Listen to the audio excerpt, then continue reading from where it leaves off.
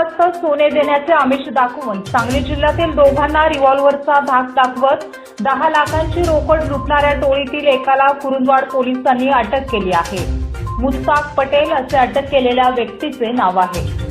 सांगली जिल्ह्यातील भीमाशंकर पाटील यांना एका अनोळखी महिलेने 80,000 रुपये तोळा सोने देण्याचे आमिष दाखवत टाकळीवाडी मंदिराजवळ बोलावून घेतले होते। यावेळी चौघांनी रिव्हॉल्व्हरचा धाक दाखवत 10 लाखाची बॅग घेऊन पलायन केले होते। पोलीस निरीक्षक संतोष माने यांनी सीसीटीव्ही फुटेज, मोबाईल लोकेशन आणि सायबर तपासाच्या आधारे गुन्ह्याचा तपास करत मुस्ताकला शुक्रवारी रात्री ताब्यात घेतले।